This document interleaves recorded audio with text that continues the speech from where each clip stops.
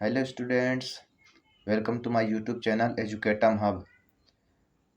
बच्चों, हमने पिछले दिन अब पढ़ाया था सिंटैक्स। सिंटैक्स के दो नियम हमने पढ़ लिए थे और मैंने आपसे कहा था कि अगले वीडियो में मिलेंगे सिंटैक्स के बाकी रूल्स के साथ। और बच्चों, मेरी एक बात याद रखिएगा आप कि वक्त की रेत पर कदमों के निशान बैठकर नहीं बनाए जा सकते। वक्त की रेत पर कदमों के निशान बैठकर नहीं बनाए जा सकते।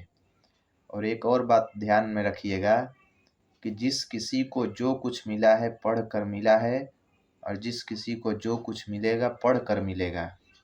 बिन पढ़े किसी के लिए कुछ नहीं है। लिखना नहीं आता तो मेरी जान पढ़ा कर, हो जाएंगी तेरी मुश्किलें आसान पढ़ा कर।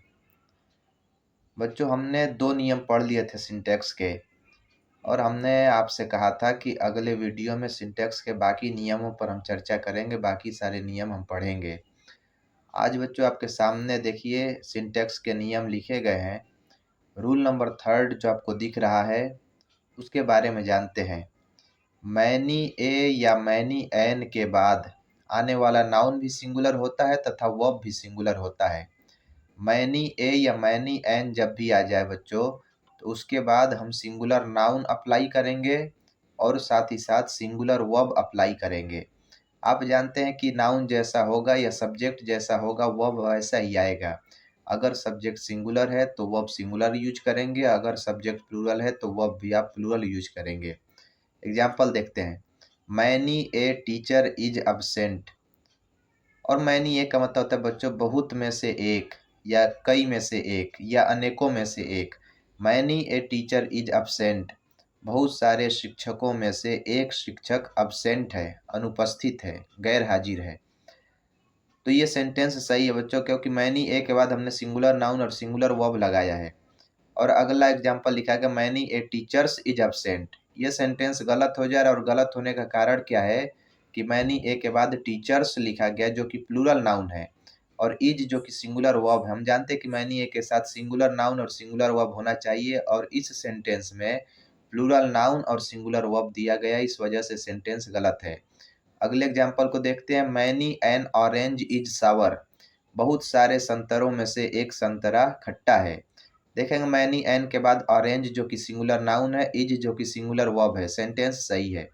मैनी एन ऑरेंजेस इज सावर, ये आप देख रहे हैं मैनी एन के बाद ऑरेंजेस जो कि प्लूरल नाउन है, और इज जो कि सिंगुलर वर्ब है। और हम जानते हैं कि नाउन सिंगुलर होना चाहिए और वर्ब भी सिंगुलर होना चाहिए मैनी ए और मैनी एन के बाद, इस वजह से ये सेंटेंस गलत हो जाएगा।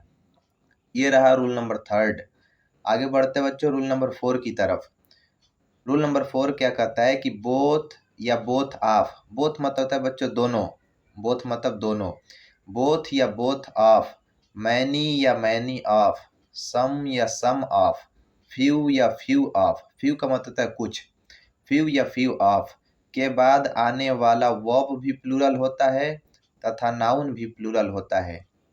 जब कभी बोथ या बोथ ऑफ, मैनी या मैनी ऑफ, सम या सम ऑफ, फ्यू या फ्यू ऑफ आपको दिख जाए, तो उसके बाद आप याद रखिएगा कि प्लूरल नाउन तथा प्लूरल वर्ब ही आपको यूज करना है।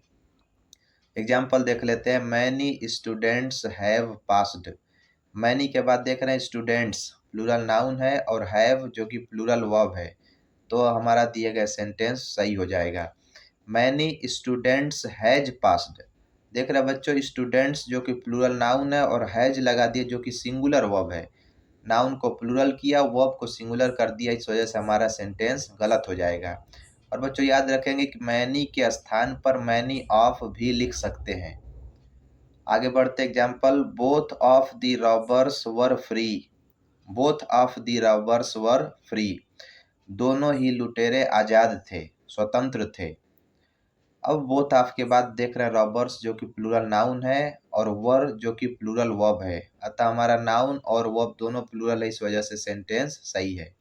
Both of the robbers was free, यहाँ पर रॉबर्स प्लूरल है और वाज जो कि सिंगुलर वर्ब है, इस वजह से हमारा सेंटेंस गलत हो जाएगा।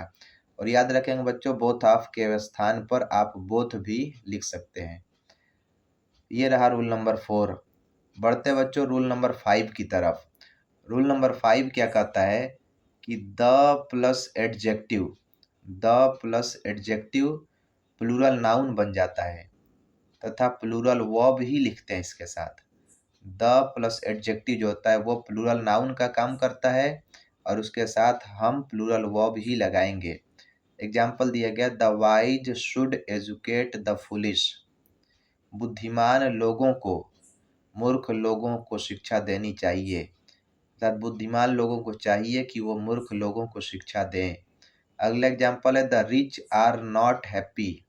अमीर लोग खुश नहीं हैं। द रिच जो कि प्लूरल नाउन बन जाता है द प्लस एडजेक्टिव, और आर जो कि प्लूरल वर्ब है, तो सेंटेंस सही है।